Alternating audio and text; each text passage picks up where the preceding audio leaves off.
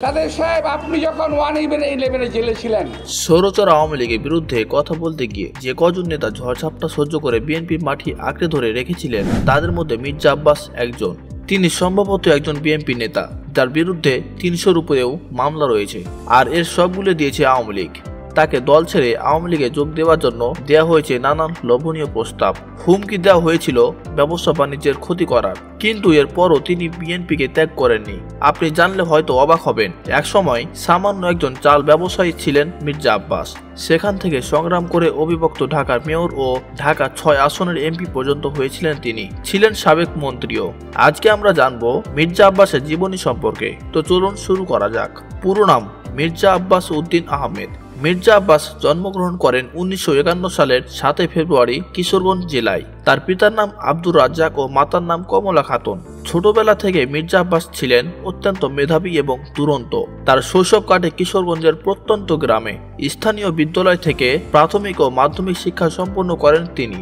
এরপর ১৯৬৬ সালে তিনি ভর্তি হন সোহরাওয়ার্দী মহাবিদ্যালয়ে। পরবর্তীতে তিনি ঢাকা বিশ্ববিদ্যালয় থেকে ব্যাচেলর অব কমার্সে স্নাতক সম্পন্ন করেন। মির্জা আব্বাস কর্মজীবনে প্রথমে মির্জা এন্টারপ্রাইজ নামে তাদের পারিবারিক ব্যবসায় যুক্ত হন। পরবর্তীতে তিনি রাজনীতিতে যোগ দেন। জিয়াউর রহমান বাংলাদেশে জাতীয়তাবাদী দল গঠনের পর মির্জা আব্বাস এই দলে যোগদান করেন এবং তিনি দলটির প্রথম দিককার একজন নেতা। ১৯৮০ দশকে হুসেন মোহাম্মদ এরশাদের শাসনামলে তিনি স্বৈরাচার বিরোধী আন্দোলনে সক্রিয়ভাবে অংশ নিয়ে গুরুত্বপূর্ণ ভূমিকা পালন করেন। ঢাকা শাহজাহানপুর ১৯৮০ সালে নারী শিক্ষার জন্য মহিলা কলেজ প্রতিষ্ঠা করেন মির্জা আব্বাস। ব্যক্তিগত জীবনে মির্জা আব্বাস বিবাহিত। ১৯৮৩ সালে ১৩ জানুয়ারি তিনি আফরোজা আব্বাসকে বিয়ে করেন। আফরোজা বিএনপির অঙ্গ সংগঠন বাংলাদেশ জাতীয়তাবাদী মহিলা দলের কেন্দ্রীয় কমিটির সভাপতি। এই দম্পতির 2 পুত্র ও 1 কন্যা সন্তান রয়েছে। ১৯৯০ সালে বাংলাদেশের আন্দোলনে তিনি গুরুত্বপূর্ণ সংগঠক হিসেবে কাজ করেন। ১৯৯১ সালের ৫ম জাতীয় সংসদ নির্বাচনে তিনি ঢাকা ৬ আসন থেকে বাংলাদেশ জাতীয়তাবাদী দলের প্রার্থী হিসেবে সংসদ সদস্য নির্বাচিত হন। তিনি ২০ মার্চ ১৯৫১ থেকে ১৯ মে ১৯৯১ পর্যন্ত যুব ও ক্রীড়া প্রতিমন্ত্রী হিসেবে দায়িত্ব পালন করেন। মির্জা আব্বাস ঢাকা ব্যাংকের প্রতিষ্ঠাতা। ১৯৯৫ সালে তাকে ঢাকা ব্যাংকের বিকল্প পরিচালক হিসেবে অফিসিয়ালি পরিচয় করিয়ে দেওয়া হয়। ১৯৯৫ সালের ২৯ মার্চ তিনি ব্যাংকের পরিচালক হিসেবে নিযুক্ত হন। ১৯৯৬ সালের বিতর্কিত ষষ্ঠ জাতীয় সংসদ নির্বাচনে তিনি ঢাকা ৬ আসন থেকে বাংলাদেশ জাতীয়তাবাদী দলের প্রার্থী হিসেবে সংসদ সদস্য নির্বাচিত হন। এ সময় তিনি ভূমি মন্ত্রীর পাশাপাশি গৃহায়ন ও মন্ত্রণালয়ের মন্ত্রী হিসেবে দায়িত্ব পালন করেন। এরপর ৭ম জাতীয় সংসদ নির্বাচনের সাবের হোসেন চৌধুরীর কাছে পরাজিত হন তিনি। ২০০১ সালের ৮ম জাতীয় সংসদ নির্বাচনে তিনি পুনরায় সংসদ সদস্য নির্বাচিত হন।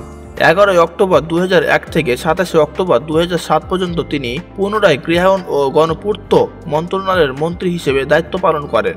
তার সময়কাল ইমারত নির্মাণ বিধিমালা সংশোধিত আইন পাস হয়। আব্বাস ৯ম জাতীয় সংসদ নির্বাচনে মামলার কারণে ও ১০ম জাতীয় সংসদ নির্বাচনে নিজ দলের সিদ্ধান্তের কারণে নির্বাচনে অংশগ্রহণ করতে পারেননি। ২০১৮ সালের ১১দশ জাতীয় সংসদ নির্বাচনে ঢাকা ৮ আসন থেকে বাংলাদেশ জাতীয়তাবাদী দলের প্রার্থী হিসেবে অংশ নিয়ে পরাজিত হন তিনি। বর্তমানে মির্জা আব্বাস বাংলাদেশ জাতীয়তাবাদী দল তথা বিএনপির স্থায়ী কমিটির একজন সদস্য। তবে তার বিরুদ্ধে অভিযোগও কম নয়। তার বিরুদ্ধে রয়েছে অসংখ্য মামলা ও গ্রেপ্তারি পরোয়ানা। তার বিরুদ্ধে করা মামলাগুলো এতটা সিরিয়াস যে প্রায় সকল জামিনের আবেদন খারিজ করে দেয় আদালত। দুর্নীতি, নাশকতা, অবৈধ সম্পদ অর্জন ও লুণ্ঠন ইত্যাদি সকল প্রকার অপরাধমূলক কার্যক্রমে জড়িয়েছে তার নাম। মামলায় অভিযোগ আনা হয় আফরোজা আব্বাস একজন গৃহিণী, কিন্তু তার স্বামী মির্জা আব্বাসের বিভিন্ন খাতের টাকা তার স্ত্রীর নামে হস্তান্তর করা হয়।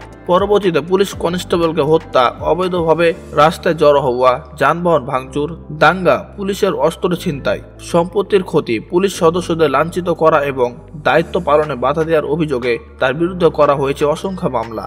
দলীয় মহাসমাবেশ চলাকালে ককটেল বিস্ফোরণ, পুলিশের উপর হামলা ও আগ্নেয়াস্ত্র ছিনতাইয়ের অভিযোগে শাহজাহানপুর থানায় দায়ের করা আরেকটি মামলায় মির্জা আব্বাসকে গ্রেপ্তার করা হয়।